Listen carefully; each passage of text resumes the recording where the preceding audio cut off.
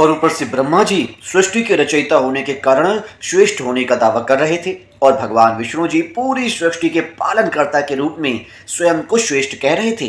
तभी एक विराट लिंग प्रकट हुआ। दोनों देवताओं ने सहमति से यह निश्चय किया कि जो भी इस लिंग के छोर का पहले पता लगाएगा उसे ही तो श्रेष्ठ माना जाएगा। दोस्तों, आगे ये होता है कि दोनों विपरीत दिशा में शिवलिंग को ढूंढने के लिए निकल गए। शिवलिंग को तो उन्होंने ढूंढने की बहुत कोशिश की, लेकिन शिवलिंग का छोर उन्हें ढूंढे ना मिल रहा था और छोर न मिलने के कारण विष्णु जी तो पहले लौट आए और ब्रह्मा जी भी बहुत कोशिश करने के बाद भी सफल नहीं हुए। परंतु उन्होंने आकर विष्णु जी से कहा कि वे तो एक छोर तक पहुंच गए थे और उन्होंने केतकी के फूल को इस बात का साक्षी बताया, यानी गवाह बताया। ब्रह्मा जी के असत्य कहने पर स्वयं शिव वहां प्रकट हुए और उन्होंने ब्रह्मा जी का एक सिर काट दिया और केतकी के फूल को श्राप दिया कि शिव जी की पूजा में कभी भी केतकी के पुष्प का इस्तेमाल नहीं होगा। मित्रों, चूंकि ये फागुन महीने का 14वां दिन था, इसीलिए जिस दिन शिव जी ने पहली बार खुद को शिवलिंग के रूप में प्रकट किया था, इस दिन को बहुत ही शुभ और विशेष माना गया। इसी कारण इसे महाशिवरात्रि के रूप में मनाया जाता है। इस दिन शिव जी की पूजा करने से उस व्यक्ति को सुख और समृद्धि प्राप्त होती है।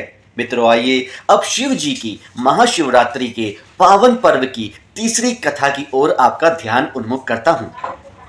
मित्रों, इस पौराणिक कथा के अनुसार एक आदमी जो कि शिव जी का परम भक्त था, वो एक बार लकड़ियां काटने के लिए जंगल में गया और अपना रास्ता ही भटक गया। बहुत रात हो चुकी थी और उसे घर जाने का कोई रास्ता ही नहीं मिल रहा था।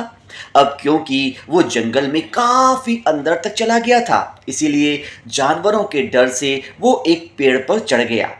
मित्रों, उसे डर था कि अगर वो सो गया तो पेड़ से गिर जाएगा और फिर जानवर उसे खा जाएंगे। इसीलिए जागते रहने के लिए वो रात भर शिव जी का नाम लेकर पत्तियां तोड़कर नीचे गिराता रहा।